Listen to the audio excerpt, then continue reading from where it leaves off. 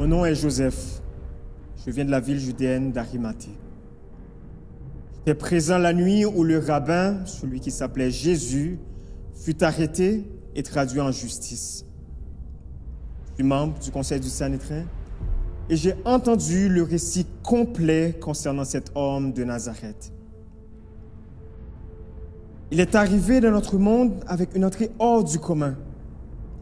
Né d'une vierge dans une crèche, il était surtout inconnu pour nous jusqu'à ce qu'il soit annoncé par Jean-Baptiste, accueilli comme le Messie tant attendu, celui que Moïse et les prophètes ont annoncé.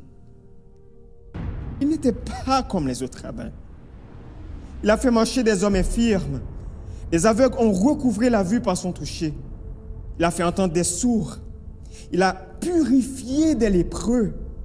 Il a même nourri des milliers d'hommes sur une colline avec seulement 5 miches de pain et 2 petits poissons. Le récit ne s'arrête pas là. Il a aussi enseigné dans nos temples, dîné avec des vagabonds et des pécheurs. Une femme a même lavé ses pieds et il a eu l'audace de lui pardonner. Ces actes sont exceptionnels comme ses paroles. Quand notre ami Lazare était mort, Jésus est allé dans sa tombe, lui a dit de sortir. Et j'ai vu Lazare moi-même, je l'ai vu vivant. Donc, quelle est la charge contre cet homme? Quel crime a-t-il commis? Guérir le jour du sabbat? Quelle écriture sacrée, quelle loi a-t-il enfreinte? Où est la preuve, l'infraction? Crucifierons-nous un homme sans péché? J'étais en désaccord avec cette décision, tout comme mon ami Nicodème. Mais le Sanhédrin l'a quand même emmené chez Pilate, qui ordonna contre son gré de le crucifier. Les soldats ont ensuite rempli leur triste mission. Ils l'ont torturé. Ils l'ont cloué sur une croix. Pour moi, Joseph d'Arimathée, rien de tout cela ne semblait juste. Devant l'horreur du supplice, ma faiblesse s'est brusquement changée en un courage jusqu'alors méconnu. Donc, après la mort de Jésus, j'ai demandé à Pilate de me confier la responsabilité du corps. Il accepta ma demande. C'était un vendredi. Et comme le jour s'avançait et le sabbat allait commencer, sans tarder, je rejoignis mon ami Nicodème ainsi que certains disciples du rabbin, pour la plupart des femmes, qui m'aidèrent à transporter le corps. Il n'avait pas de tombe. J'ai offert la mienne. J'ai refusé de l'enterrer comme un criminel. Et tout cela au risque d'être ridiculisé par le gouverneur et surtout d'être furieusement persécuté par tous mes collègues du Sanhédrin. Nous l'avons emmené dans le jardin.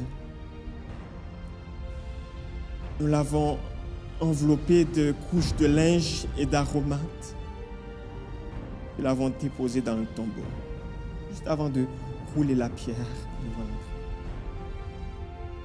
Plus tard, Pilate le fit sceller et demanda à 2 soldats romains d'y monter la garde juste pour s'assurer que personne ne vole le corps sous demande des Juifs. Nico m'a donné une étreinte inhabituelle. Là dans le jardin, dans le silence, et j'ai encore sangloté. Je ne pouvais m'empêcher de réfléchir à tout ce que Jésus avait dit. Je suis le chemin, la vérité et la vie, avait-il dit. Je suis le pain de la vie, avait-il dit. L'Esprit donne la vie, avait-il dit. Il nous a promis la lumière de la vie. Il a promis une vie pleinement. Je suis la résurrection, avait-il dit. Ce sabbat fut véritablement pour Jésus le grand sabbat, le jour de son repos. Ses membres meurtris et fatigués ont trouvé enfin le repos dans le tombeau qu'il a sanctifié pour tous ceux qu'il aime. Il avait sanctifié leur vie par sa vie, ses souffrances, sa mort. Face au chagrin, il était réconfortant de trouver le courage d'élever la voix au nom de mon Sauveur. Après tout, il était mort pour moi aussi. Je pourrais sûrement vivre pour lui. La mort du Sauveur est la puissance qui triomphe des hommes.